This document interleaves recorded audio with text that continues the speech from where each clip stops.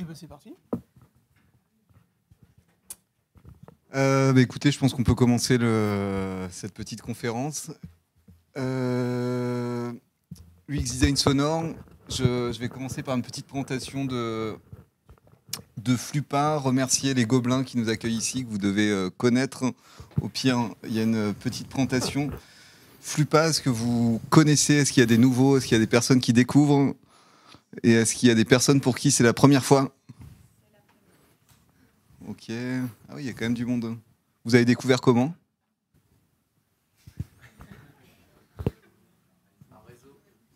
Réseau, ok. Les autres? Ok. Vous savez ce qui est Flupa? Ça vous parle? Vous êtes renseigné? Vous découvrez comment ça se... Comment? Ok. Donc Flupa, c'est une association en charge de faire la promotion de l'UX design dans les milieux francophones, donc la France, outre-Atlantique, au Canada, la Belgique, la Suisse, puis je crois que c'est à peu près tout. C'est surtout connu pour les UX Days qui ont lieu une fois par an à Paris, jusqu'à maintenant à La Villette, Cité des Sciences. Cette année, ça aura lieu au 104. Je n'ai pas la date. Il faut que 20 et 21 juin, Madame la Présidente, devant, qui me chuchote à l'oreillette. Qu'est-ce que je peux vous dire de plus? Et sinon, on organise des événements locaux via des antennes régionales. Et je vous fais un petit coup de pub. Je vais vous demander, si vous le voulez bien, de prendre un petit instant de suite pour vous abonner, à savoir cliquer sur le petit bouton rouge sur Eventbrite. C'est très important pour nous, pour que vous soyez informés des prochains événements. Je vous invite vivement, contrairement au théâtre où on demande aux gens d'éteindre leur téléphone, là c'est d'appuyer sur le truc s'abonner. Comme ça, vous serez notifié du prochain événement. Le prochain sera le 6 mars, j'en parle à la toute fin de la conférence. Tac. Je disais, il y a plein de conférences. Cette année, il y avait Luce qui a donné un atelier sur l'inclusivité. On a eu des sujets sur l'IA avec César Miguel, le CPO de 42. Asselin Joanneau sur le design prospectif, design fiction. Aujourd'hui, d'autres sujets un peu zinzin sur l'UX design sonore. Florestan, on se connaît depuis 2014, quelque chose comme ça. 2014, ouais, 10 ans. Et on s'est rencontrés l'année dernière pour la première fois. On s'était connus via les réseaux en sortie d'école. Donc c'est la magie de LinkedIn. Exactement. Je vais laisser la main à Pascal pour la présentation des gobelins. Bonjour à tous, merci d'être venus si nombreux chez nous. Donc bienvenue pour ceux qui ne connaissent pas. Donc juste pour vous faire un petit portrait rapide des activités de Gobelins. Alors peut-être que vous nous connaissez pour le cinéma d'animation, mais peut-être que vous nous connaissez aussi pour l'UX, puisque on fait pas mal de formations sur l'UX, et peut-être que parmi d'entre vous, certains sont déjà venus se former chez nous. C'est possible, oui. Donc il y en a qui disent oui. Donc bienvenue de retour chez nous. Donc on a aujourd'hui des activités qui sont assez larges, puisque on est sur tous les métiers qui concernent l'image, qu'elles soient fixes ou animées. Donc on a 6 filières de formation que vous voyez affichées ici. Donc on travaille beaucoup bien sûr sur le cinéma d'animation, mais sur le design graphique, le motion design, le design interactif, la photographie, la vidéo, la com imprimée plurimédia et le jeu vidéo. Donc on est assez large sur les métiers de l'image. Donc on est assez unique dans ce sens, puisque on a toutes ces activités. On est présent sur 3 campus. Donc là, vous êtes sur le campus historique de Gobelins, donc dans le 13e. On a un autre campus dans le 20e, à Gambetta, où aujourd'hui, on a toutes nos formations UX design. Et on est également présent à Annecy dans les papeteries, pour la partie cinéma d'animation. Donc rapidement, par rapport aux activités que l'on a, et notamment donc 2 activités, formation initiale, c'est-à-dire la formation des jeunes, et formation continue, formation professionnelle pour les moins jeunes. Mais bon, et les professionnels. Donc en formation initiale, on a à peu près 20 formations avec différents niveaux, donc de post-bac jusqu'à bac plus 5 ou 6, avec des taux de réussite aux examens de 90% et surtout des taux d'insertion qui sont très élevés. Donc ça montre bien qu'on prépare bien au métier du terrain. Donc on a à peu près 1100 élèves et 45% d'élèves en apprentissage. Donc c'est aussi important pour nous de passer des messages auprès des salariés des entreprises, pour certains que vous êtes, puisqu'on a des formations en alternance avec des alternants qui recherchent des boîtes. Donc ça va commencer là dès le mois d'avril pour la rentrée de septembre 2024. Donc si vous êtes intéressé pour prendre des stagiaires ou des alternants, faut vous adresser à nous et il n'y a pas de souci. Et puis sur notre activité de formation professionnelle continue, donc on a un très large catalogue de formations, 230 formations, donc de 1 à 80 jours, donc ça, des courtes, des longues, des CPF, des pas CPF. On a tout un panel et sur les mêmes thématiques que j'ai citées au départ, les filières, en y ajoutant la vidéo notamment, puisqu'on a un gros département en formation vidéo, tournage, post-production et son, d'ailleurs, dans lequel intervient Florestan. Donc, pas mal d'activités en formation continue, avec plus de 1500 stagiaires accueillis par an et un taux de satisfaction également élevé. Donc encore une fois, par rapport au type de formation qu'on fait, donc là on parle du X, on a un catalogue de formations sur la thématique assez important qu'on va faire évoluer, qu'on fait évoluer régulièrement, notamment avec l'UX design sonore également dans notre catalogue. Et on a aussi des formations sur l'IA. Alors j'évoque le sujet parce que comme c'est quelque chose qui est assez prégnant maintenant un peu dans tous les métiers, c'est également des sujets sur lesquels on travaille, alors pour améliorer sa créativité, pour générer des images bien évidemment, mais pas que. Et on a d'ailleurs un intervenant sur nos formations UX qui a développé une application justement qui utilise l'IA à partir des résultats de tests utilisateurs. Donc aujourd'hui, on va aussi intégrer des formations IA sans doute sur l'UX. Donc voilà, donc il ne faut vraiment pas hésiter à vous rapprocher de nous. Sachant que, vous voyez, quand on est en lien avec les entreprises, on est vraiment sur les champs du recrutement, les champs de la formation professionnelle, sur les champs de la participation à la pédagogie. Et là, j'entends, on est tout le temps à la recherche de super talents pour animer nos formations, encadrer les jeunes, les moins jeunes dans les formations professionnelles continues, dans les formations initiales, pour participer au jury. Donc, vous êtes les bienvenus pour participer à tout ça. Et puis, bien évidemment aussi, soutenir Gobelin, parce que même si tout le monde pense qu'une école comme la nôtre, ça ne doit pas avoir de problèmes financiers, mais si, on en a aussi, parce qu'on a, je ne sais pas, par exemple, un parc de 1000 postes Mac sur nos campus, de 500 PC, des caméras de tournage à 10 000 euros, des boîtiers de prise de vue aussi avec des prix assez importants. Et si on veut garantir en fait ce niveau de qualité à nos jeunes et moins jeunes, on a besoin d'investir dans du matériel, dans des structures qui permettent, par exemple, Labo Ergo Design, qui permettent de faire des tests, etc. Donc voilà, donc le soutien aussi financier de la part des entreprises est un point important pour nous. Voilà, donc je prêche aussi la bonne parole pour ça. Donc encore une fois, bienvenue chez nous et puis appréciez votre conférence avec un sujet super intéressant. Merci.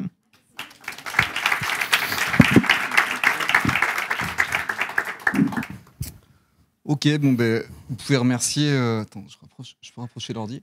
Bien sûr. On peut remercier les Gobelins de nous accueillir. Donc le sujet de ce soir, c'est l'UX et le cinéma d'animation, comme vous avez pu le voir quand vous êtes inscrits. Bien évidemment, c'est une petite blague à la con. Et je donne le micro à... Je te donne le micro, on démarre. Voilà, merci. Je te remercie, je vais pouvoir le poser.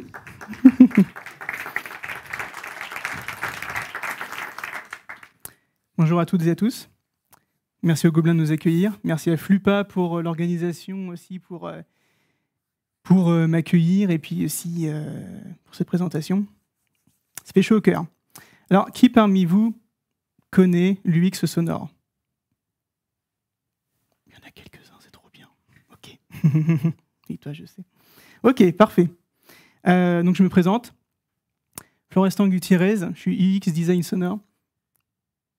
UX Design Sonore, donc moi, designer sonore industriel, ce qui est quelque chose en fait de très réducteur et je dirais quelque chose d'assez assez compliqué en soi parce que c'est quelque chose d'assez nouveau. J'ai fondé en fait une société qui s'appelle Sound2Sight en 2013 maintenant, donc il y a un petit peu plus de 10 ans, au Mans. Quelque chose en fait, c'est pas anodin. En fait, j'ai fait la toute première formation, la toute première école qui traite du design sonore industriel en France, voire même un petit peu en Europe. Donc il y a un peu plus de 10 ans maintenant, avec les laboratoires du Loom, laboratoire d'acoustique qui se situe au Mans. En même temps aussi avec une petite préférence sur la partie transport, du coup avec les 24 heures du Mans, du coup, qui étaient aussi à nos côtés. Donc finalement, en fait, ça nous a bien dirigé tout de même vers l'industrie et vers les transports de manière générale. Vous voyez ici, bon, j'ai fait une petite sélection en fait depuis nos 10 ans. Bon, il y a quand même pas mal de transports, je dois dire, mais il y a aussi du produit, il y a de l'espace, de l'identité et des marques aussi qui sont un petit peu partout sur le globe. Nous, ce qu'on fait en fait, c'est 80% de nos travaux, de nos projets de recherche et d'industrialisation. Ça se passe en général en fait sur tout le nord du globe. Et on travaille un petit peu en France quand même, c'est pas mal. Donc finalement, qu'est-ce que le design sonore? C'est une grande famille qui est divisée en plusieurs thématiques. Donc vous connaissez finalement les prémices en fait du son, donc avec le bruitage, le cinéma, le gaming, tout ce qui est son pour le jeu vidéo, et également le design musical, que vous pouvez connaître aussi avec la SNCF, ce fameux son qui nous dit tant de choses à travers son petit sonal de 2 secondes. Et puis il y a le petit dernier, du coup, c'est l'UX sonore. Là, on va travailler vraiment en fait, sur le produit, sur le transport, sur toute une gamme en fait, d'objets qui vont nous permettre finalement de donner vraiment, je dirais, des liens avec la psychologie acoustique, la psychoacoustique, pardon, avec la sociologie urbaine. En fait, il y a énormément en fait, de champs qui vont nous permettre de pouvoir traiter un sujet. Donc, comme je vous le disais tout à l'heure, c'est une orchestration en fait, de notre quotidien. On va vraiment œuvrer en fait, dans plein de champs possibles, notamment dans l'industrie. On va avoir les transports, la robotique. Là, je vous ai un petit peu fait la liste de tous les sujets sur lesquels je traite. Donc, il y en a quand même pas mal. La cosmétique, les interfaces, les applis, le médical, les applis de navigation, tout ce qui est espace avec la scénographie, les événements, les espaces de vente. Et puis après, le branding. Donc ça, c'est une expansion. La partie identitaire, communication et publicité. Alors, on va faire un petit jeu avec un blind test. Vous allez me dire... Alors là, c'est quelque chose, je dirais, là, on est au niveau 0. Donc, vous êtes censé reconnaître. Et ensuite, après, on va monter en gamme. Vous allez me dire si vous connaissez ce son. Et après, on aura le résultat final. OK ?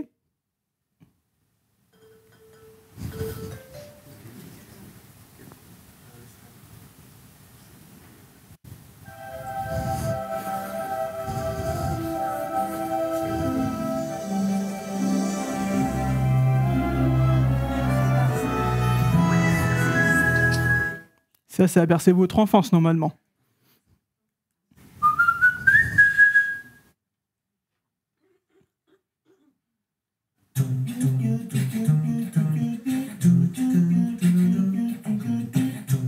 Ça vous parle, ça? Un petit peu.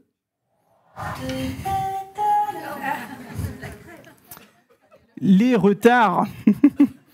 Donc, ouais, Decathlon ou à Disney, McDo, Ikea, SNCF. Finalement, en fait, ce sont des pastilles sonores, ce sont des virgules que vous entendez en fait dans votre quotidien, dans la radio, la publicité télévisuelle, dans les stations, dans les voies publiques. Et tout ça, en fait, ça fait appel un peu à votre inconscient aussi. Par exemple, le McDonald's, quand vous entendez en fait une pastille, par moment, ça peut vous donner aussi envie de consommer. Donc cette envie-là, ça arrive. Mais là, du coup, on est plutôt sur la partie musicale. Maintenant, on va traiter encore un autre domaine. Je vais vous faire écouter ce son, vous allez me dire si vous reconnaissez.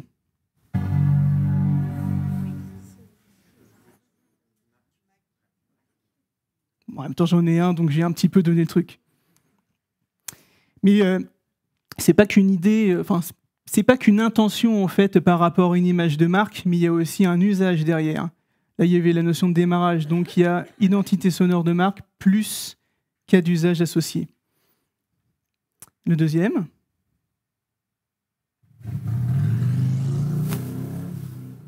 Plus dur. Il y a des connaisseurs. Super. Effectivement. Et vous savez pourquoi en fait ce son est si spécifique?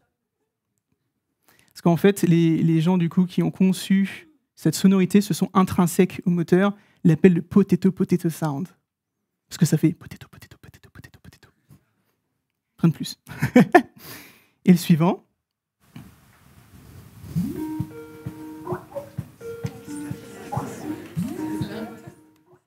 Bravo!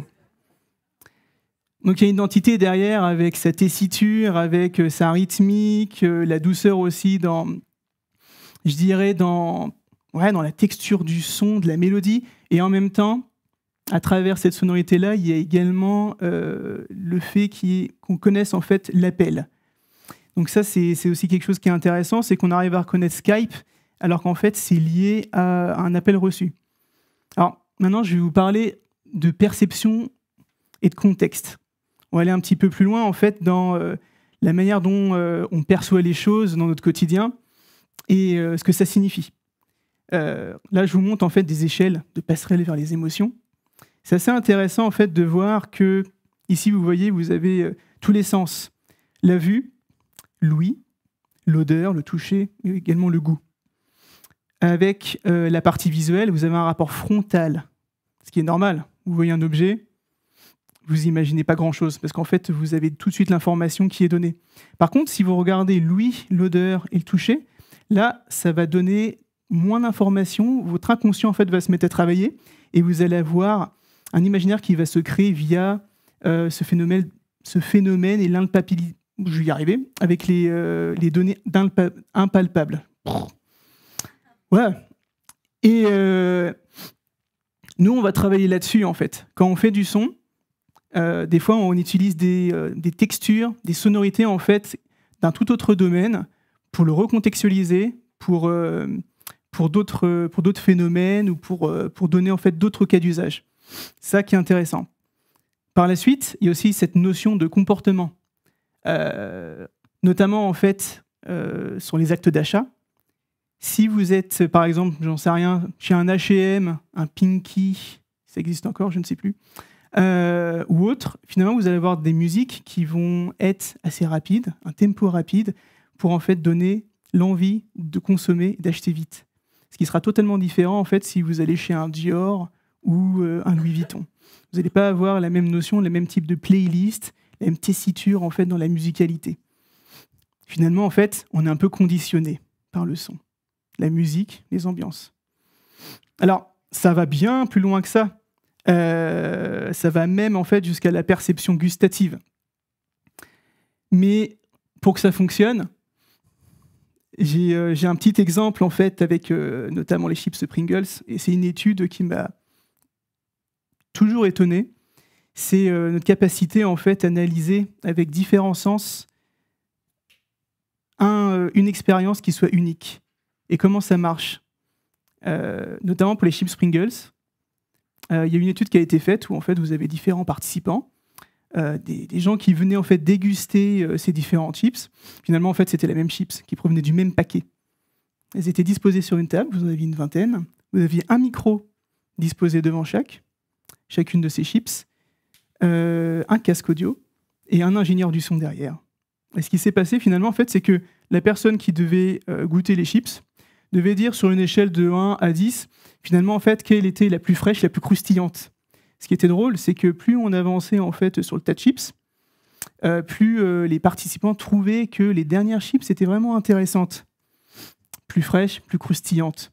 En fait, ce qui s'est passé, c'est que l'ingé son qui était derrière rajoutait en fait quelques petites fréquences dans les aigus, ce qui donnait finalement en fait cette impression que la chips était croquante. Mais en fait, le truc, c'est que le cerveau, lui, a analysé ça de cette façon-là parce qu'il avait un retour sur la mastication pendant qu'il était en train de manger. Il entendait son bruit de mastication plus les fréquences qui étaient augmentées au fur et à mesure. Et ce qui fait finalement en fait, qu'on arrive à tronquer en fait, notre perception. Notre cerveau va analyser ça d'une autre manière. Ce qui a permis finalement après de pouvoir réaliser en fait, cette forme de chips, finalement, l'épaisseur, etc., pour donner en fait cette acoustique très particulière dans la bouche. C'est particulier, hein. Vous allez plus regarder les chips de la même manière, je pense. Alors, finalement, qu'est-ce que le design sonore? Parce que bon, j'ai évoqué quelques trucs, mais sur la partie UX, en tout cas, c'est pas uniquement travailler que l'aspect esthétique, parce que finalement, en fait, quand on travaille l'aspect esthétique, c'est assez simple, je dirais maintenant, il y a plein de moyens qui sont mis à disposition, des plugins, des VST, etc., pour faire des choses assez jolies, même en musique, où il y a des patterns qui sont déjà tout réalisés. Mais par contre, ce qui va être le plus difficile, c'est de créer un son qui soit bien réalisé pour un contexte donné, au bon moment et perçu pour créer un comportement qui soit bien spécifique. Et finalement, en plus de ça, une fois qu'on a toutes ces données-là avec la psychoacoustique, on doit aussi créer quelque chose qui soit en lien avec l'image de marque et avec, je dirais, avec l'usage. Donc là, je vais vous montrer quelques usages, quelques cas d'usage, et on va voir en fait que finalement, il y a une sorte de bug perceptif. Alors, finalement, nous, à chaque fois quand on traite des IHM sonores pour des applis, pour des transports, pour des objets médicaux, on fait en sorte en fait, que le son soit vraiment bien fonctionnel, esthétique et surtout identitaire. Il ne faut pas qu'on se dise, tiens, en fait, ça me rappelle un objet médical en fait, qui est à 3000 Hz, qui pète un peu les tympans, et finalement, en fait, on a une charge mentale énorme. Il faut vraiment en fait, qu'on reste dans ce type de modèle et que ça n'en dépasse pas. Donc c'est pour ça que la notion de benchmark est super importante. Donc, quand on va réaliser un son, il faut d'abord qu'il soit intuitif, qu'il donne de l'information, mais qu'il soit super facile à comprendre, en un temps record. Finalement, il y a une notion d'apprentissage, mais il faut qu'on le comprenne tout de suite. Donc ça, c'est la notion d'ergonomie, le gabarit sonore. Ensuite, il va y avoir l'expérience mémorable, l'émotion que vous allez délivrer à travers cette sonorité. Et ensuite, l'ADN, l'histoire de marque, pour qu'on sente finalement que c'est par exemple pas une Peugeot, mais une Citroën, et inversement. Là, je pars sur la partie automobile. Mais c'est extrêmement important en fait de pouvoir bien se démarquer et de créer quelque chose qui ait du sens, qui supporte une histoire et une idée. Donc là, je vais vous faire écouter des sons. Je vous écoute un autre. Encore un autre. Et encore un autre. Alors, vous allez me dire c'est toujours la même chose. Je vais vous dire oui. Il y a la même chose hein, dans les premiums, dans les voitures de luxe, dans les voitures de sport. On a toujours la même sonorité et pourtant, elle ne délivre pas le même message derrière. Alors, ce qui est dommage, parce que quand on est en voiture, le fait est qu'on doit être concentré sur la route, on doit être focus sur ce qu'on fait et pas avoir le regard déporté, justement. Et là, tout l'enjeu du design sonore, sinon il est caduque, il ne sert à rien du tout. Et là, en l'occurrence, quand on regarde dans des Mercedes, dans des Lamborghini, dans des Bentley, Volkswagen, etc., on se retrouve en fait avec une typologie de son qui délivre la même information, mais finalement, en fait, qui traite des cas d'usage avec des alertes différentes. Ce qui est un peu problématique. Donc forcément, au bout d'un moment, vous êtes obligé de regarder en fait votre écran pour vous dire « Ah ouais, ok, d'accord, il s'agit de ça. Ok, j'étais obligé de regarder. » Donc finalement, en fait, c'est indécent, mais vous êtes obligé finalement de déporter votre regard, ce qui est totalement aberrant, j'ai pas d'autres mots. Donc finalement, nous, ce qu'on fait via le son, via le design sonore, c'est de créer le juste milieu, transmettre de l'information, mais également supporter une histoire. Et si en fait on ne travaillait que l'un ou l'autre, finalement on serait en fait dans une partie plus esthétique, plus musicale, un petit peu plus artiste pour soutenir une histoire. Et si on était sur l'autre côté, transmettre de l'information, on serait plus sur le côté un peu d'ingénierie. Donc on essaie de matcher les deux pour que ça puisse bien fonctionner.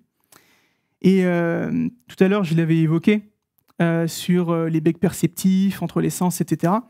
Là, notamment, si on oppose vraiment deux sens sur un et même produit, par exemple ici, je peux évoquer en fait le rouge à lèvres. Vous voyez en fait, je dirais en fait deux choses qui peuvent se lier. Donc c'est le poids, l'odeur ou même le toucher en fait que vous pouvez avoir avec l'objet. Finalement, ici, j'avais mis l'exemple entre le poids et l'odeur qui pourrait ne rien évoquer de bon par rapport à un type de rouge à lèvres. Ou encore une fois, sur une portière de berline, si on la forme et puis qu'elle fait un grincement, qu'elle fait un son de carlingue, finalement, vous n'allez pas vous dire ce son est premium, mais ça va me donner envie, en fait, finalement, de ne pas faire l'acte d'achat par rapport à ce véhicule. Encore une fois, aussi, sur, par exemple, des télécommandes, un design épuré, mais par contre, si dans la course que vous pourriez avoir quand vous appuyez sur votre bouton, la touche se balade, finalement, en fait, vous allez sentir que le produit, en fait, ne correspond pas à sa qualité perçue et du coup à son prix. Alors, je vais évoquer très brièvement aussi cette notion de culture, parce qu'elle est vachement intéressante, hein, finalement, et puis ça joue vraiment sur des préférences régionales. Vous voyez ici, bon, il y a pas mal de choses, hein. C'est ça qui est marrant. On a des aspirateurs, des autos, des briquets. C'est toujours la même chose en fait. À chaque fois, on va faire en sorte de travailler des sonorités, des sons intrinsèques, donc des sons propres aux objets, ou des sons de synthèse qu'on va intégrer dans des systèmes audio. On va toujours se baser sur une préférence régionale. Par exemple, en Chine, au Japon, au Moyen-Orient, aux États-Unis ou en Europe, on ne va pas du tout avoir la même perception sonore. Et ça, on peut le voir notamment aussi dans certains aspirateurs où en fait, les filtres sur la notion d'aspiration vont être différentes. Sur les voitures aussi, sur la notion de joint pour les fermetures de voitures, fermetures de portes. Je sais qu'à un moment donné, Peugeot, ils avaient dû revoir en fait leur copie parce qu'ils n'arrivaient pas à vendre en Chine leur auto. Tout ça parce qu'en fait, il y avait juste un problème de densité dans le joint, des choses comme ça. C'était beaucoup trop sobre, beaucoup trop neutre, beaucoup trop mat. Des choses qu'on pourrait recevoir en fait de la part de Volkswagen ou Audi. Et ben en Chine, en fait, ça ne fonctionne pas. La même chose pour les briquets, par exemple les Zippo. Là, il fallait carrément revoir en fait la chaîne de montage par rapport à son ouverture. On se retrouve avec quelque chose qui est quand même assez aigu en termes de fréquence. Sauf que en Chine ou en Asie de manière générale, la qualité perçue en fait n'était pas là. Et finalement, en fait, on s'est dit qu'il fallait retravailler, je dirais en fait, le packaging complet. Gros challenge pour ça. Alors là, je vais vous faire écouter quelque chose, mais bon, là, ça va être un peu différent parce que là, on est complètement hors contexte. Mais tout à l'heure, je vous parlais d'un peu d'évolution acoustique en fonction des cultures. Notamment ici, on a travaillé sur... Alors, c'est très étonnant hein, comme sujet. Mais dans certaines cabines, notamment pour MSC, ce qu'il fallait faire, c'était reconditionner un petit peu en fait, cette notion de son pour les climatisations. Alors vous dites, les ingénieurs et les acousticiens ont très bien fait leur travail pour diminuer en fait, la notion de bruit, en termes de dB, en termes de volume. Mais finalement, en fait, les Américains, s'ils n'entendent pas le bruit de la ventilation, de la clim, ils vont se mettre à suffoquer et à se dire « je me sens pas bien ». C'est un fait. Du coup, je vais vous en faire écouter quelques-uns de ces samples. Donc pour les États-Unis. Alors c'est juste perceptible.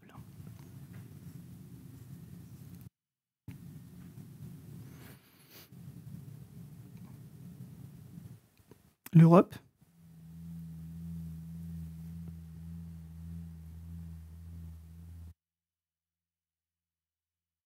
l'Asie.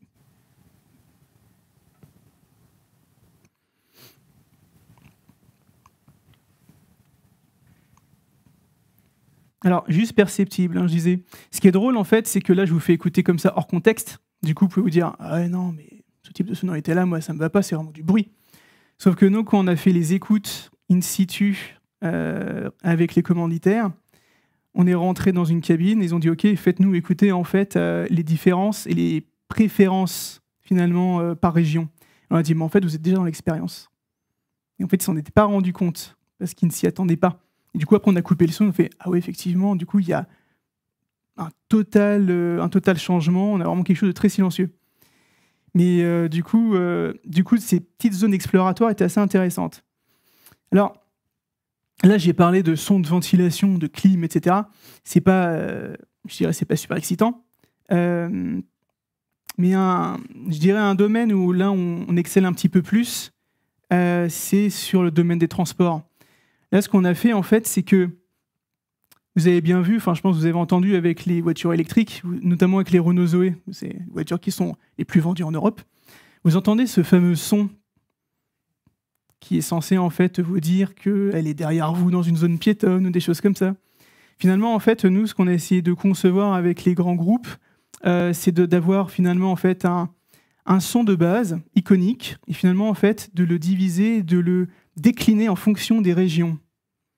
Donc finalement, en fait, on peut avoir une identité propre et puis en faire une, mais avec des légères modifications acoustiques pour l'Asie, une pour l'Europe et une pour les États-Unis. Je parle de ça parce qu'en fait, il y a des réglementations en vigueur qui ont été créées en 2018 pour sonoriser en fait des voitures. Et à la base, l'histoire, c'est que ce sont des aveugles aux États-Unis qui se sont plaints finalement qu'il y avait des problèmes justement parce que des voitures qui vont faire 1 tonne ou 2 tonnes qui se promènent sur la route, qui ne peuvent pas être perçues, c'est assez contraignant. Il y a eu des accidents, ça on le sait, mais du coup ça vient en fait des aveugles, cette notion-là, qui est très important. Donc je vais vous faire écouter un premier son qui est plutôt porté en fait pour le marché européen. Alors ceci n'est pas inclus dans quelconque voiture, c'est une démonstration.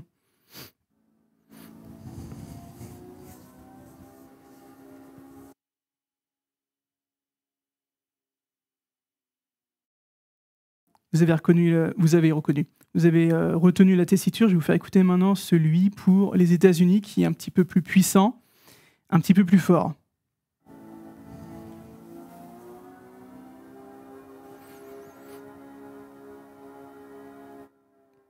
Et le petit dernier en Asie, quelque chose qui est beaucoup plus aigu, contenu fréquentiel beaucoup plus aigu.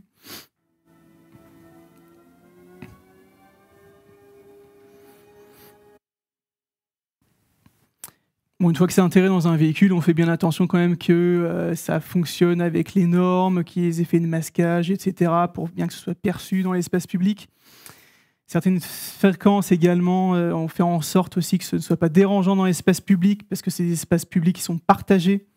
Donc il faut bien faire attention en fait, à toutes ces notions-là. Alors, je vous ai un peu introduit en fait, cette notion de culture, mais si je regarde là, par exemple, ce qu'on a pu faire au Japon, avec Mitsubishi, ça reste dans l'interface finalement.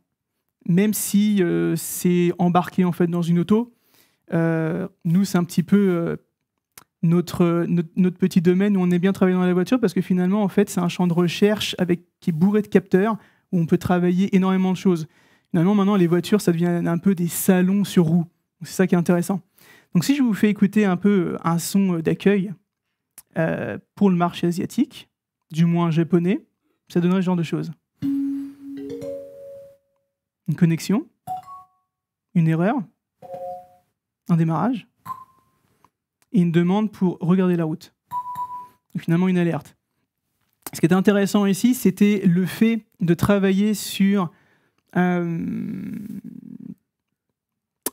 instrument traditionnel appelé le koto. Finalement, on a enregistré en fait une diversité de notes et on a recomposé des alertes, des notifications en fonction des cas d'usage qu'on devait intégrer dans le véhicule. Alors, vous voyez que là, on a des choses qui sont quand même assez aiguës. Mais là, je vais vous montrer un autre domaine en Chine. C'est un peu plus la fête. Là, je vais vous montrer, en fait, quand on démarre le véhicule vous accueille. C'est quelque chose qu'en France, on aurait beaucoup de mal à comprendre et à accepter. Parce qu'en fait, vous savez qu'on a une notion de proxémie. Il ne faut pas aller, en fait, faut pas trop, en fait, franchir certaines barrières. Là, typiquement, en fait, on la franchit direct. Parce qu'en fait, là, vous déclenchez, vous ouvrez votre voiture à distance, et là, elle s'exprime. Et ça serait vraiment une énorme cacophonie dans la rue. Déjà qu'on se pose vraiment des questions sur la partie AVAS, donc le son, en fait, du moteur électrique. Alors là, ça serait un vrai chantier.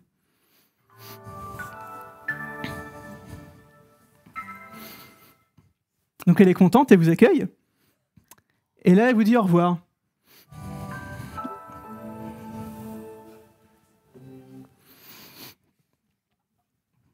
C'est un peu trop musical, un peu trop riche pour moi, mais c'était le brief de départ. C'était créer quelque chose de très expérientiel qui corresponde à nos valeurs, à notre éthique. Et c'est vrai qu'à chaque fois qu'on a travaillé en Chine, c'était toujours créer quelque chose de très chaleureux et de remarquable. Il fallait que ce soit mémorable. Et c'est des choses en fait qu'on ne peut pas importer directement de Chine vers la France. Il y a des groupes qui m'ont dit on ne comprend absolument pas. On se retrouve avec des voitures qu'on essaie de vendre sur le marché français et même européen. Et il y a quelque chose en fait qui flanche et on n'a aucune idée en fait sur quel sens. Si c'est le toucher, si c'est le plastique, le cuir, si c'est les interfaces visuelles ou si c'est le son. Et finalement, en fait, il s'avérait que c'était un petit peu tous à la fois. Mais la notion de son est vraiment cruciale parce que finalement, vous vous retrouvez avec des choses beaucoup trop enveloppantes, trop riches, même trop aiguës. Alors que nous, finalement, on a besoin d'avoir des choses un petit peu neutres et puis un petit peu plus mates, des choses qui ne s'expriment pas trop. Et là, c'est tout le contraire. Même au niveau de la perception acoustique et la perception des alertes, vous avez une voiture chinoise ici, vous avez l'impression que votre voiture est toujours en alerte. Alors que non, eux, des fois, ça peut être des petites notifications. Ils vont l'entendre de cette façon. Donc, des niveaux de priorité et d'alerte totalement différentes. Alors, là, je vais vous montrer, c'est pas des voitures qu'on voit tout le temps, hein, mais mine de rien, en fait, ça va bien en fait dans mon propos. Là, ça reste une voiture anglaise, donc elle est dans l'Europe, par rapport à notre perception, et on a fait des sons en fait qui étaient beaucoup plus simples. Alors, pour le coup, c'était ultra simple, hein. Mais justement, c'est fait exprès, c'est pour essayer de rendre hommage un petit peu, je dirais en fait à l'histoire, et ne pas avancer trop vite. Parce que finalement, en fait, quand on a une histoire, quand on a un historique, quand on a legacy, comme on dit en français, héritage, merci. Quand on a tout ça, finalement, en fait, on fait des petites updates, on fait des petites mises à jour en fait dans le langage sonore. C'est un petit peu la même chose quand par exemple, je vais prendre Renault, fabrique une Mégane, elle fait des petites mises à jour et puis au bout d'un moment, elle va trancher, elle va faire une rupture. Sauf que finalement, on fait ça de manière à ne pas perdre en fait sa clientèle, parce qu'elle se reconnaît en fait dans la marque et elle était habituée. Donc là, on a fait un petit peu la même chose. Donc vous allez voir des sons beaucoup moins expérientiels qu'en Chine.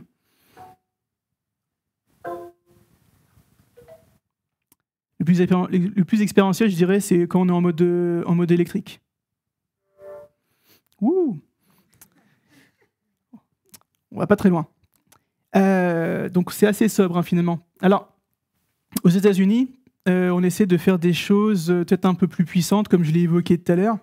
Mais on le retrouve, hein, que ce soit dans des sons intrinsèques aux objets ou également, du coup, dans les sons d'interface.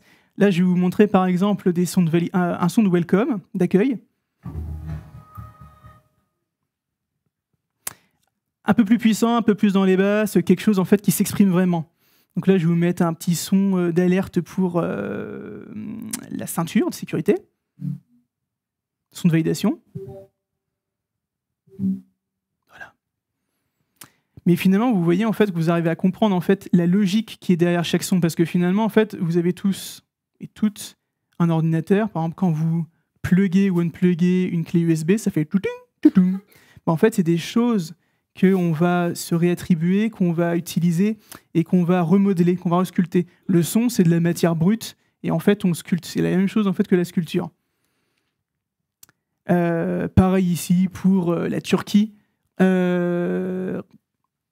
Là, on ne s'est pas basé uniquement en fait que sur la partie culturelle parce que finalement, ils voulaient s'ouvrir sur le marché européen. Du coup, il y a quelques bribes qu'on a utilisées.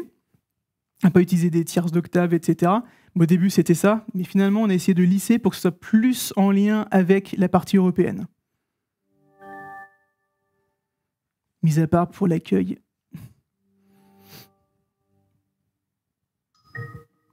Vous voyez, vous avez différents sons comme ça, d'alerte, etc., etc.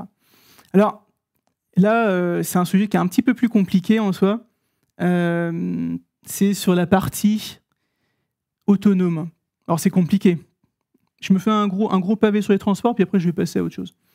Là, c'est intéressant, en fait, parce qu'il n'y a pas qu'une notion, en fait, de compréhension, d'acceptation, etc. Mais il y a aussi une partie sur le design inclusif aussi. Parce que vous allez avoir des personnes de déficience visuelle qui vont venir utiliser ce transport. Vous allez aussi avoir des personnes qui sont hypersensibles. J'en vois pas mal dans le métro. Ils sont obligés de mettre un casque anti-bruit parce qu'il y a tellement trop de bruit. Ou alors il y a même des sons en fait, qui sont perçus, mais tellement de manière négative. Parce qu'en fait, c'est des petites sinusoïdes qui percent bien les tympans.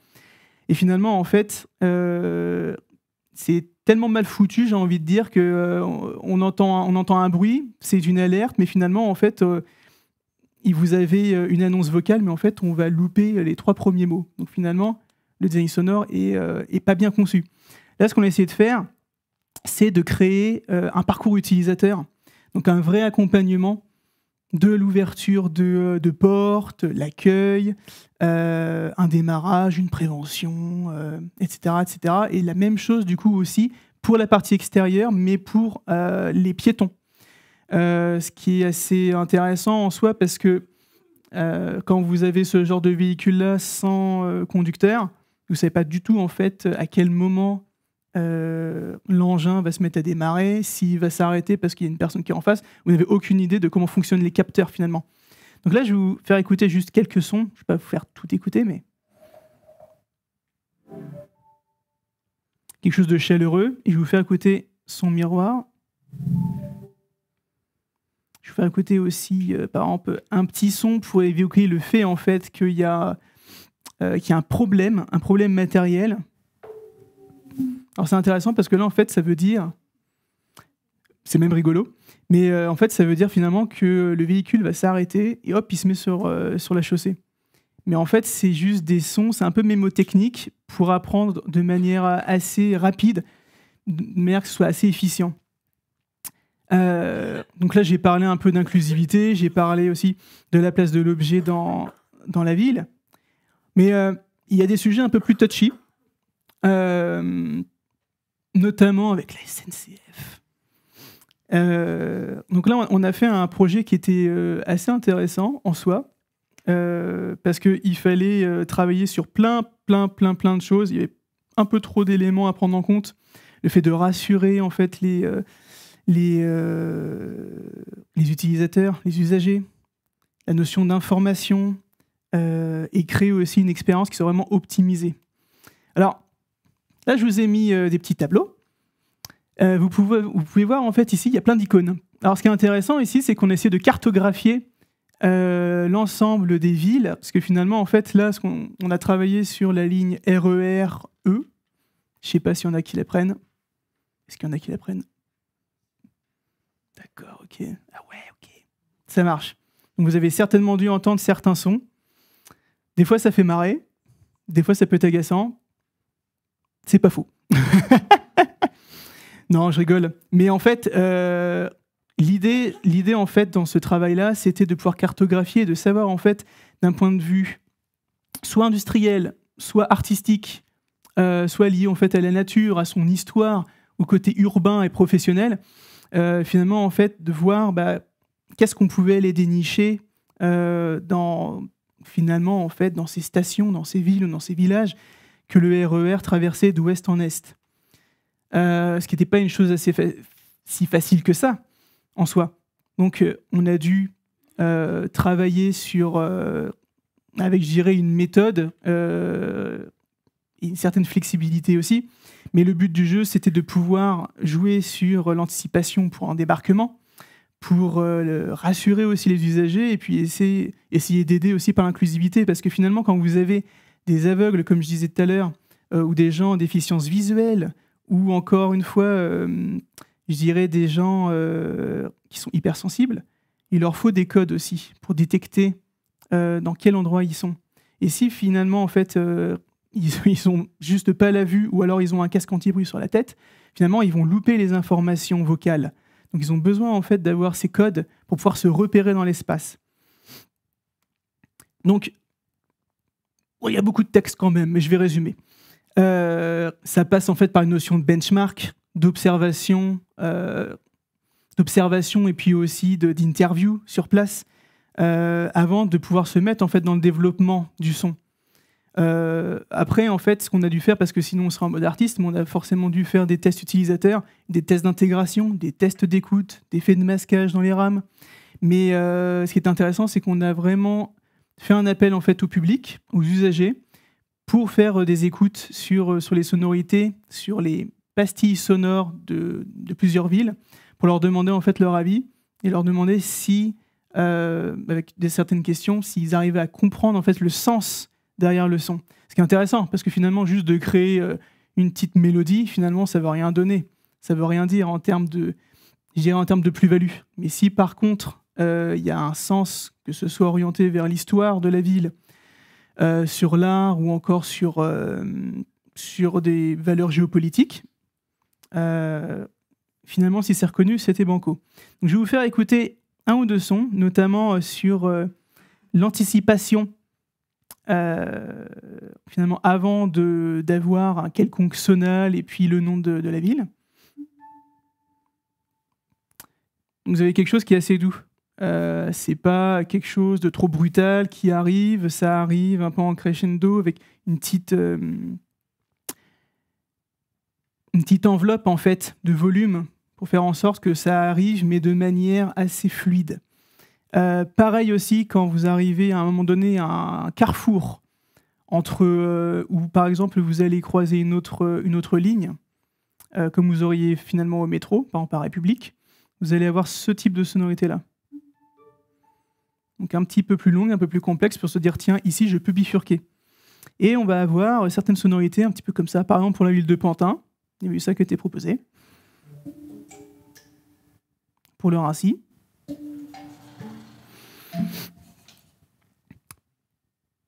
Donc voilà. Il y a eu plusieurs propositions évidemment qui ont été réalisées et certaines ont été étudiées et validées avec les usagers et également aussi avec la direction SNCF. Alors, je vais vous faire écouter ce que ça peut donner in situ.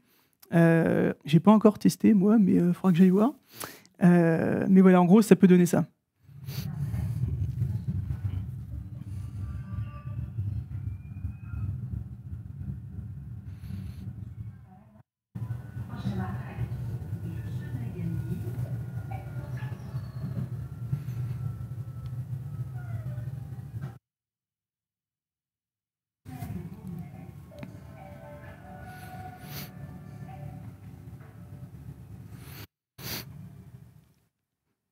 Donc c'est bon. Mais du coup, c'est assez marrant parce que c'est vrai que c'est un exercice qui est super compliqué parce qu'il faut essayer de prendre en compte du coup l'aspect sociétal, les problèmes aussi, je dirais, techniques, d'intégration par rapport au module. Ce qu'il faut savoir aussi, c'est qu'en général, quand il y a un train qui sort, en général, il est presque obsolète parce qu'en fait, le temps de développement est super long. C'est la même chose pour les avions. Donc on fait en sorte en fait, d'être un peu prospectif pour que finalement, en fait, le jour où ça sort, que ça puisse être encore un peu dans les tendances avant que ça s'essouffle trop vite.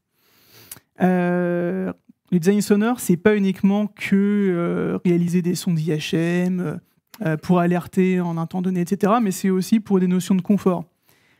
Notamment, ici, là, on avait travaillé avec Otis, encore du transport, vous allez me dire, mais là, cette fois, c'est à la verticale. Alors là, ce qui était intéressant, en fait, c'était de créer un ascenseur sensoriel, où finalement, on a travaillé cette notion de 360 degrés, où finalement, vous aviez la voix de la personne un peu plus chaleureuse, parce qu'on utilisait des transducteurs, donc des exciters. Finalement, en fait, ce sont des sortes d'haut-parleurs, mais sans membrane, que vous allez coller à une plaque, et c'est la plaque qui va se mettre à sonner. Ce qui est plus intéressant, c'est que finalement, vous avez vraiment un rapport un peu plus humain si vous voulez introduire de la voix. Et là, ce qu'on a fait, en fait, c'est que le son tournait autour de la personne. Mais ce n'est pas qu'une question, en fait, par exemple, pour les marques ou juste pour le fun, mais c'est également, en fait, pour essayer d'étendre un petit peu plus votre zone de manière acoustique. Donc finalement, en fait, là, on peut se retrouver dans un ascenseur qui fait 1 mètre carré ou 2 mètres carrés. Mais finalement, en fait, avec l'acoustique, vous allez avoir cette notion d'amplitude. Donc pour les personnes claustrophobes, en fait, ça fonctionne très bien. Une fois, j'avais fait un test à certaines personnes et on les avait fait marcher pendant je ne sais pas combien de temps avec un casque. On est arrivé dans l'ascenseur, on a fait écouter en fait une chorale qui était enregistrée dans une cathédrale. Mais ils ont cru en fait qu'ils étaient dans une église. Non, c'était un cube en métal. Donc je vais vous montrer un petit extrait en fait de ce projet.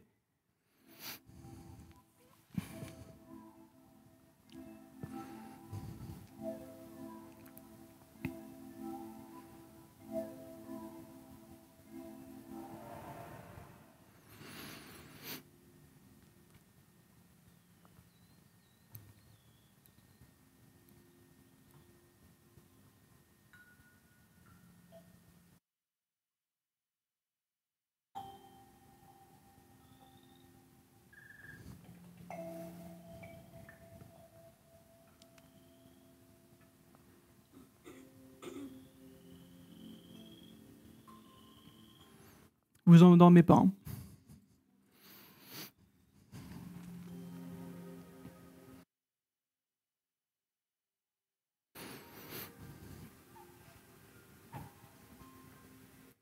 Ok, go. 2 minutes, ça peut paraître super long. Je vais vous parler maintenant d'un autre sujet. En fait, là, on va plutôt être sur de l'appli et sur des objets connectés. J'aime bien cet exemple-là. Parce que finalement, en fait, il dit pas mal de choses. Notamment, en fait, là, il s'agit d'une caméra connectée de Netatmo qui s'appelle Welcome. Le but du jeu, c'est de mettre la caméra, en fait, soit dans le hall d'une entreprise, soit dans votre espace personnel, à l'entrée. Et ce qui est intéressant ici, c'est que vous avez 2 modes. Soit un mode de reconnaissance faciale pour dire « je reconnais cette personne », ça peut être quelqu'un de la famille, des amis, ou alors quelqu'un que je ne connais absolument pas. Ça ne veut pas dire que vous allez être dévalisé. Donc il faut en fait transmettre ce bon niveau d'information, avoir le bon équilibre finalement. Et ce qui est intéressant ici, c'est que je vais vous faire écouter ces 2 sons. Le côté positif, ne t'inquiète pas, c'est quelqu'un que tu connais, c'est ton fils, c'est ta mère. Et là, quelque chose, mais qui n'est pas non plus trop pessimiste. Plutôt, en fait, une sorte de question pour dire, regarde ton téléphone, cette fois, il y a quelqu'un qui est entré chez toi, je ne sais pas qui c'est, peut-être le facteur, mais on ne sait pas. Ce qui est intéressant ici, c'est qu'on délivre un message par rapport à un cas d'usage spécifique, mais qui fait aussi référence à la marque et au produit. Ce qui est peut-être différent, en fait, quand vous avez un téléphone, vous recevez une notification, vous ne savez pas à quoi ça fait référence. Est-ce que c'est, j'en sais rien, mon appli de LinkedIn ou autre, quoique maintenant LinkedIn, ils ont des sons spécifiques.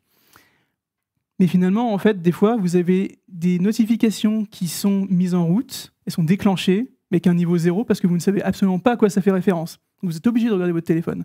Que là, finalement, on a réussi à faire en sorte que le son soit brandé et qui correspond à un usage. Et je me rappelle une fois, j'avais appelé une entreprise pour faire des cartes de visite. Et j'ai entendu en fait le son qu'on avait créé. Donc en fait, la personne avait le Netatmo, donc j'ai compris qu'il avait ce produit. J'ai compris qu'il y avait quelqu'un qui connaissait qui rentrait dans la boutique. Alors que j'étais au téléphone. Donc déjà, le son est un peu dégueulasse, un peu saturé. Mais c'est assez intéressant quand même de voir que le son a un certain pouvoir aussi. De mémorisation. Et puis aussi de communauté en soi. Parlons d'un autre objet. Lui, il m'a bien fait marrer. Je ne sais pas si vous connaissez Flamme. Flamme de l'Uni. C'est un tout nouveau produit du coup, qui a été fait par l'Uni. Là, il est sorti en novembre-décembre, il me semble. C'est un baladeur interactif finalement en fait pour les enfants, pour écouter des histoires audio. Alors nous, ce qu'on a fait, on a travaillé en fait sur tous les sons système, ce qui était assez drôle finalement, parce qu'on a vraiment travaillé en fait sur l'envie de s'aventurer, de partir dans un autre environnement, des choses comme ça. Du coup, il fallait exprimer tout ça en fait dans des sons qui faisaient 1 seconde ou voire par moment 50 millisecondes. Il fallait traduire tout ça. Donc finalement, ici, vous avez un son par exemple d'accueil, quelque chose d'un peu tribal, un peu d'aventurier. Et le goodbye, finalement, en fait, lui exprime plutôt le fait de dire je t'invite à réitérer en fait cette expérience, ce qui est différent. Et puis après, on s'est dit, tiens, travaillons un petit peu cette notion temporelle aussi. Donc vous avez les visuels par rapport au taux de batterie, etc., cette évolution-là. Mais on s'est dit, vu que les enfants vont être happés par leurs histoires, ils vont perdre la notion du temps. Et ce qu'on a fait, c'est qu'on a travaillé en fait différents niveaux de batterie. Donc une batterie, par exemple, faible, et une batterie avant extinction. Donc on va se retrouver avec différents niveaux, une graduation finalement en fait des évolutions. Vous voyez ?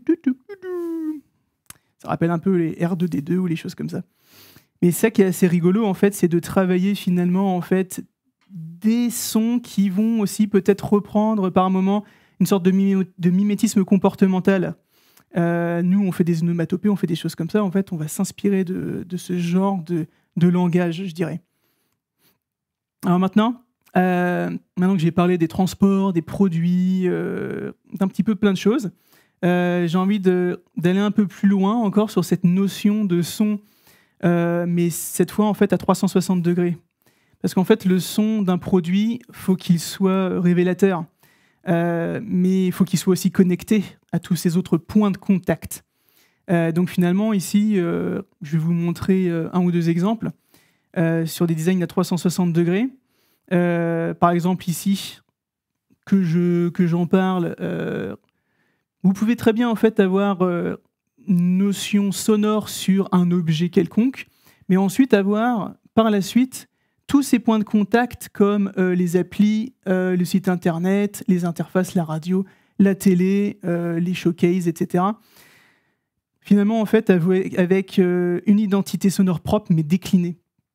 Parce que des fois, vous voyez en fait à la télévision ou à la radio en fait des choses qui sont totalement déconnecté, mais c'est à la fin où en fait ça dit le nom de la marque, vous dites ah ok d'accord, c'était par rapport à ça. Mais si vous avez des sonorités propres avec une texture, une tessiture, on se dit ok c'est brandé, je reconnais, c'est telle marque et c'est pas une autre et je le sais dès le départ, franchement c'est gagné. Alors ici on avait travaillé pour mais non, te lance pas tout de suite, voyons.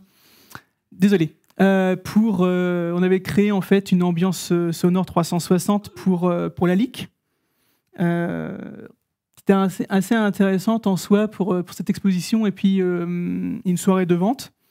Et une fois qu'on avait réalisé ça, donc c'était juste perceptible. On voulait pas en fait que ce soit quelque chose de trop élevé, qu'on ait en fait du son qui soit un peu ostentatoire, mais qui soit juste perçu. Ça c'est intéressant aussi quand on travaille ce genre de choses-là. On se doute en fait qu'il se passe quelque chose, mais on se dit tiens, il y a juste une ambiance, mais c'est un peu comme l'odeur, un peu comme le parfum. Vous le sentez, mais pas trop fort. Il y a un juste dosage. On a travaillé ce genre de choses-là, et finalement, après, on l'a décliné sur les réseaux sociaux, soit YouTube, TikTok, Instagram, etc., avec les différentes durées. Et ce qui est intéressant, c'est qu'on croisait vraiment, en fait, je dirais, ces notions en fait, d'usage, qu'on soit dans un espace physique ou digital, mais après on a fait la déclinaison. Donc finalement on se retrouvait avec un exemple comme ça pour Instagram, je crois.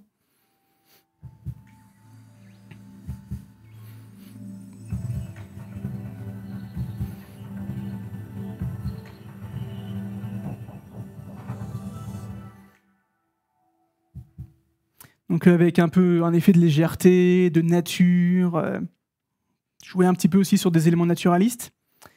Alors, juste pour résumer, ce sera ma dernière slide. Pour résumer, finalement, en fait, le son, ça fait appel à plein de choses finalement. Il y a de la psychoacoustique, il y a de l'acoustique, il y a de la sociologie urbaine, il y a du son, il y a du mixage. Il y a plein de trucs. Mais finalement, en fait, ce qu'on pourrait retenir de l'UX sonore, c'est d'une, créer une expérience mémorable pour la marque, faciliter la compréhension d'usage, diminuer la charge cognitive, diminuer aussi le taux de stress, dépolluer nos espaces sonores partagés et privés, et le dernier, l'inclusivité, pour des paysages sonores qui soient plus pérennes. Voilà ce que je peux vous dire. Et je vous remercie.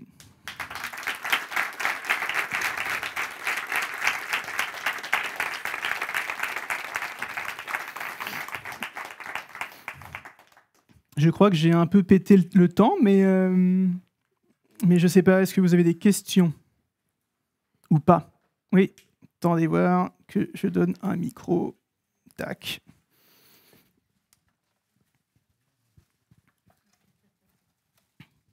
Hop là. Merci.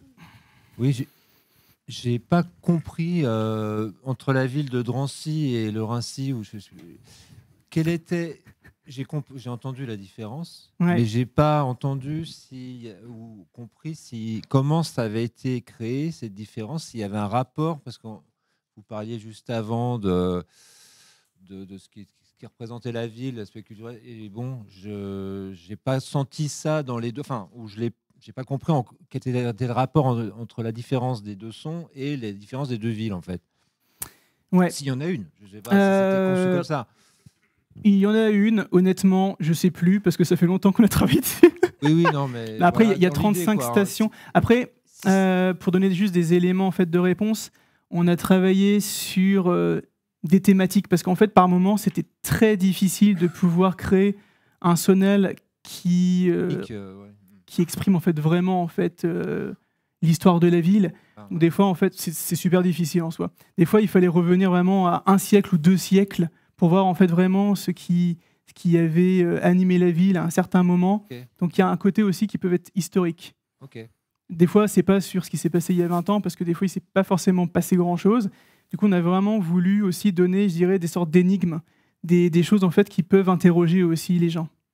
Ok. De la chance, j'en ai un deuxième. Hop.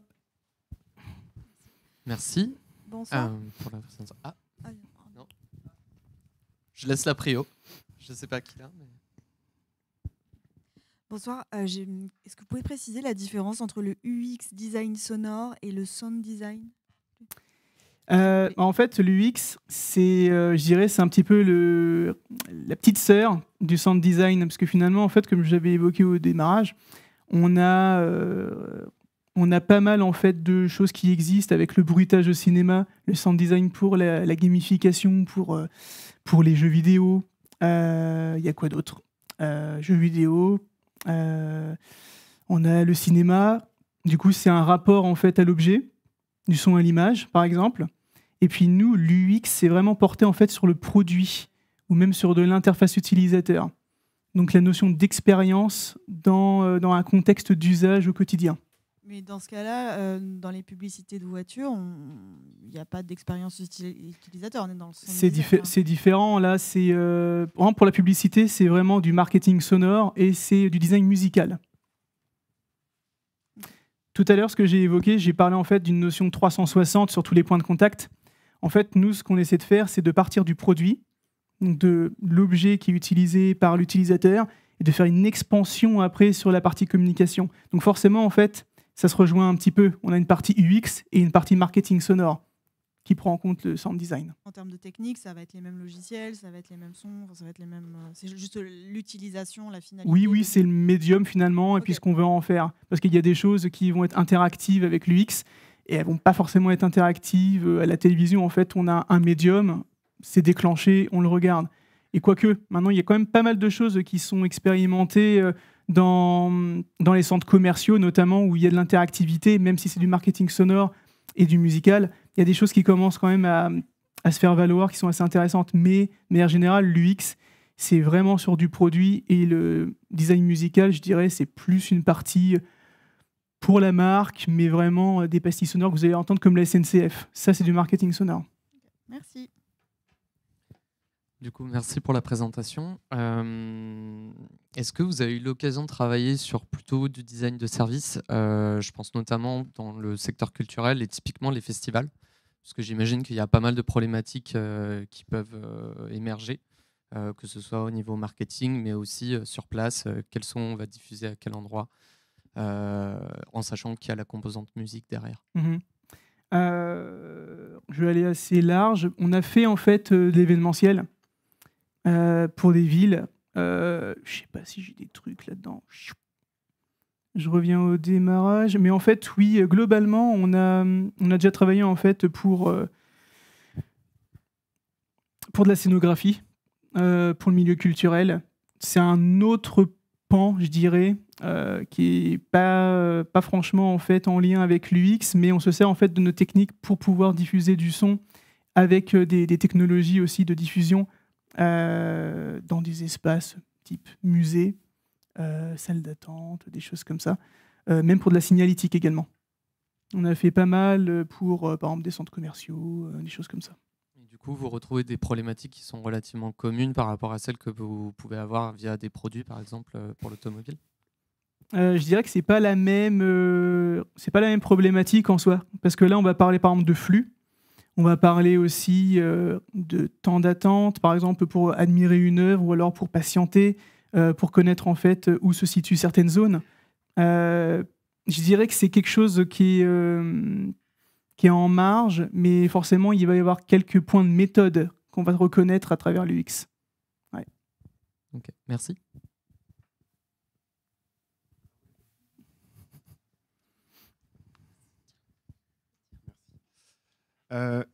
Du coup, j'ai une question. Est-ce qu'au fil de votre carrière, vous avez développé des templates et des patterns de fréquences en fonction des types d'alertes? Par exemple, celui du bus. Est-ce que vous avez écrit quelque part, par exemple, pour un stop, je vais utiliser une fréquence entre 3 kHz ou 4 kHz. Est-ce qu'il y a des templates comme ça qui sont génériques? Et je me disais, du coup, en faisant ces templates-là, est-ce que le fait d'avoir une identité propre pour chaque ligne de RER ou chaque marque, ça empêche d'avoir une cohérence de compréhension des alertes sonores? Il existe en fait des sortes de gabarits, je dirais, où par exemple, je vais aller dans l'automotive. J'ai des clients, par exemple, qui sont des groupes chinois qui me disent on a besoin d'avoir une alerte à 3000 Hz, une autre à 5000, pour avoir en fait une logique dans la progression. Donc il existe en fait des choses comme ça. Mais après, c'est purement en fait de l'acoustique. Par contre, après, nous, on va se dire, OK, dans cette petite fenêtre, on va créer avec une autre texture ou autre, quelque chose qui va être un peu plus intéressant aussi, mais qui va être codifié et qui va faire référence à cette marque. Et par contre, on va respecter en fait un ordre de grandeur et des fréquences, enfin une plage de fréquences. Ensuite, je dirais que oui, il y a aussi des gabarits d'usage qu'on utilise les 3/4 du temps, par exemple un son de validation, un son d'erreur, un son de retour, des choses comme ça. En fait, il y a tellement d'explorations qui ont été faites, mais il y a aussi eu des succès. Et en fait, on va aussi, en benchmarkant, s'inspirer aussi de ces choses-là et les reprendre, mais aussi les resculpter derrière, parce qu'on ne peut pas refaire exactement le même son. Il y a aussi des droits d'auteur, des droits d'utilisation, des choses comme ça. Mais on va retrouver quand même une certaine forme de logique. Et on ne va jamais réinventer la Lune. Parce que sinon, effectivement, les gens vont se dire, par exemple, un son descendant, on ne va pas dire que c'est un son de validation. On va dire que c'est un son plutôt, si c'est un son descendant, c'est plutôt un son, par exemple, qui va exprimer soit une fin, soit une erreur, ou soit, en fait, je ne sais même pas, par exemple, un breakdown. Mais toujours quelque chose, en fait, qui est un peu plus pessimiste. Par exemple, quelque chose qui va être perçu comme étant de l'ordre de la validation, quelque chose de positif, c'est quelque chose qui va monter. Après, vous avez les notions aussi d'harmonique, vous avez plein de choses comme ça aussi encore derrière. Merci.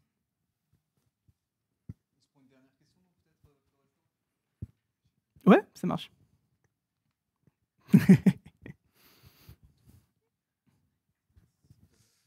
Merci du coup pour la conférence, c'était hyper intéressant. J'avais la même question que monsieur juste avant, mais j'en ai trouvé une autre entre-temps. Pour ce qui est du design d'interface en général, donc web, applicatif, etc., est-ce qu'il y a des endroits... Alors par exemple, on dit que sur le web, il faut éviter en général le son, c'est vu comme... Ouais. C'est pas très bien vu. Est-ce qu'il y a des endroits qui vont te plaire ou des éléments qui sont pertinents pour toi, peut-être sous-exploités ou voilà. Sous-exploité, je réfléchis. Ouais, c'est clair que le web, déjà, il n'y a rien. En général, ça nous saoule. Hein, on va dire des choses comme ça. Alors, sous-exploité, je réfléchis. Dans les transports, c'est quand même quelque chose maintenant qui... Il y a une bonne dynamique là-dedans. Maintenant, j'ai plus trop rien à dire là-dessus. Peut-être pour les systèmes, je dirais, de navigation, c'est encore assez touchy, ce genre de choses-là. Et je réfléchis encore... peut-être dans l'univers du luxe. Je sais qu'en fait, là, c'est en train de se réveiller. Mais souvent, en fait, ils illustrent en fait, des choses avec des musiques, avec des droits d'auteur, etc., pour créer une Madeleine de Proust, réveiller des souvenirs. Mais finalement, en fait, il y a très peu de choses encore qui sont explorées et exploitées. Ça commence à venir. Sinon, quoi d'autre ? Je n'ai pas réfléchi à la question. J'ai l'impression qu'il y en a de plus en plus. Par exemple, les AirPods, la dernière génération, le boîtier maintenant fait du son. Oui. Et il y a un son d'ouverture, de fermeture, etc. Ouais, et exact. Comme on sait que Apple, en termes de design, est quand même assez influent dans le monde, je pense qu'on peut le dire. Oh ouais, je sais. je sais parce que nous, on nous demande des fois, ouais, je vais avoir des sons Apple. Ok. Ou alors, je vais avoir des sons Tesla. Ouais, mais il existe d'autres choses. Donc des fois, on fait, ouais, ok, alors, on met ça en référence. Et finalement, après, on passe un peu à côté, on resculpte un petit peu, on fait des choses qui correspondent plus à leur marque. Parce que finalement, si tout était Apple ou si tout était Tesla, bah finalement, ouais, il y aurait peut-être une sorte d'harmonie, mais en fait, tout est un peu, je dirais, comment je pourrais dire ça, un peu dilué, et puis il n'y a plus d'identité, en fait, quelque part. Ce serait triste. Une petite dernière question, merci beaucoup, c'était passionnant. Moi, je me pose une question sur le packaging, sur les bouteilles d'eau. Je ne sais pas, je fais une obsession avec ça. Ça fait longtemps. Et du coup, la différence de son entre les bouteilles d'eau minérale et les bouteilles d'eau gazeuse, donc la minéralité, c'est les sons de craquement, j'imagine, de glace, de tout ça. L'identité visuelle va de pair avec ce son, j'imagine. Je voulais savoir ce que vous en pensiez. Et puis l'aspect un peu plus de mollesse, de bulles, des sons, des bouteilles d'eau pétillante qui sont molles, en fait. Je ne sais pas, c'est une impression que j'ai, je ne sais pas ce que vous en pensez. Alors, peut-être pour certaines marques qui exploitent du coup cette ressource, l'eau. Après, je ne sais pas en fait si c'est le cas pour chacune, genre Evian ou autre, mais il y a certains... Ah ouais, ok.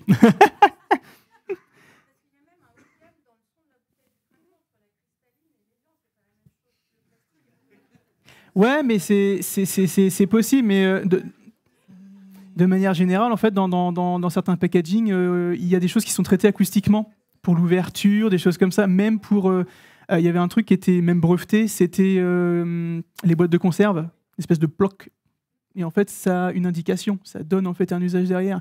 Mais oui, dans certains packaging, il y a du son qui est traité. Je sais qu'à un moment donné, il y avait eu une agence de design sonore qui avait travaillé sur le bruit intrinsèque des paquets de cigarettes. Et en fait, pour donner un message, mais du coup, juste en travaillant en fait sur les plis et sur la manière d'ouvrir. C'était vachement intéressant en soi. Bon, après, ça reste un paquet de cigarettes, hein, mais ça donne envie encore plus de fumer, c'est cool. On en revient à Sarkozy, en fait, la petite... Ouais, exactement. Très belle transition. Exactement. Mais oui, dans certains packaging, le son est traité. Petite parenthèse juste, nous on avait travaillé avec L'Oréal, ça va durer 2 minutes. On avait travaillé avec L'Oréal et puis on avait fait en sorte de voir en fait, d'un point de vue acoustique et psychoacoustique, comment on pouvait faire en sorte qu'une marque du groupe puisse être vraiment perçue comme étant luxueuse, premium, ou bon marché. Et du coup, ça marche avec les différentes technologies en fait, d'ouverture et de fermeture du capuchon. La technologie, si c'est quelque chose d'aimanté, ou si ça se referme, etc. etc. Et oui, tout ça, en fait, est travaillé pour que, instinctivement, on se dise quand on va utiliser que ce soit un mascara aussi, hein, un mascara ou un rouge à lèvres, on se dise, je le referme, ok, il me paraît vraiment, vraiment pertinent, esthétique, et même par rapport à son poids, son dosage, etc., je me dis, ouais, il vaut carrément le coup. Mais ouais, la densité de la matière, tout ça, ouais, bien sûr. Bien sûr, c'est lié à plein de choses, mais au poids et puis à la densité, ouais. Et puis du coup au type de matériaux. Et puis aussi les matériaux transitionnels, je dirais, entre deux matières pour soit créer quelque chose de très lisse, de très clinquant, ou alors de très mat. Grande source. C'est bon, Florestan ? Ouais, c'est bon.